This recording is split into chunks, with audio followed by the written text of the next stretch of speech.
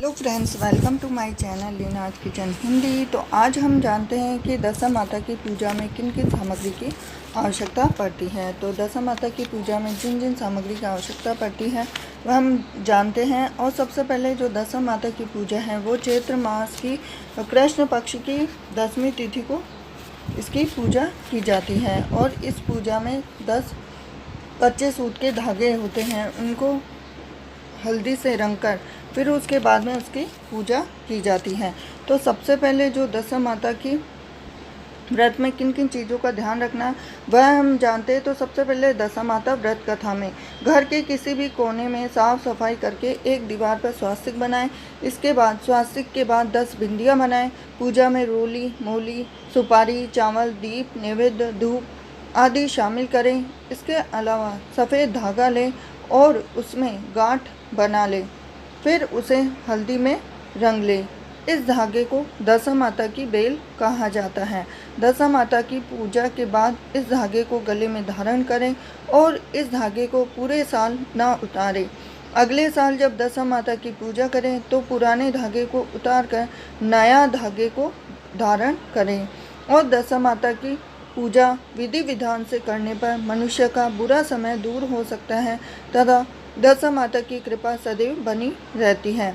इसके साथ ही घर में सुख समृद्धि भी बनी रहती है।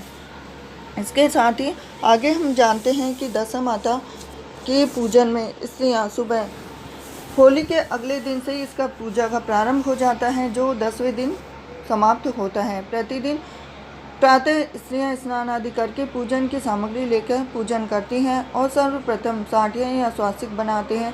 दीवार पर ही बनाते हैं, फिर मेहंदी और कुमकुम से 10-10 बिंदियाँ दीवार पर लगाते हैं।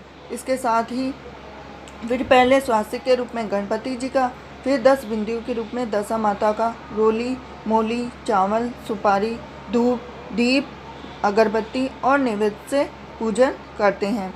पूजन के पश्चात प्रतिदिन कथा कहने या सुनने का विधान है।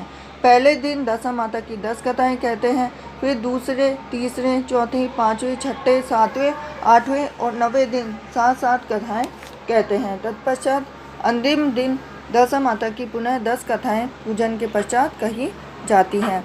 दशा माता का पूजन प्रत्येक स्त्री, विधवा, सुहागिन सबको करना चाहिए, क्योंकि यह पूजन एवं व्रत घर की दशा को सुखी समृद्धि रखने हेतु किया जाता है। पूजन में एक विशेष बात होती है कि एक हल्दी में रंगा गांठे लगा हुआ धागा होता है, जिसको कि दशा माता की बेल भी कहते हैं। इस बेल को पूजन के पश्चात दशा माता के चढ़ाकर पुनः लेते हैं और इसको गले में धारण करने का विधान है।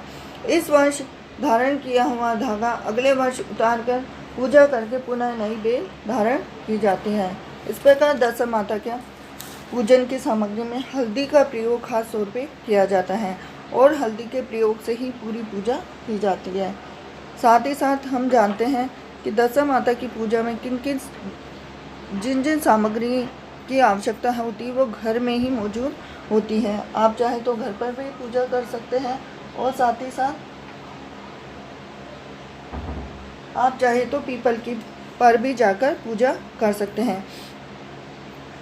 तो दोस्तों, आपको ये मेरी जानकारी दशा माता पूजन सामग्री की जानकारी पसंद आई होगी। अगर आपको वीडियो पसंद आया हो तो वीडियो को लाइक कीजिए, चैनल को सब्सक्राइब कीजिए और बेल आइकन को ज़रूर दबा देना। मैं मिलती हूँ आपसे अगले नेक्स्ट वीडियो में दशा माता की अगली सामग्री में या अगली सामग्री लिस्ट में। तो मिलती हूँ नेक्स्ट वीडियो में। जय हो दशा माता की। हरे कृष्णा।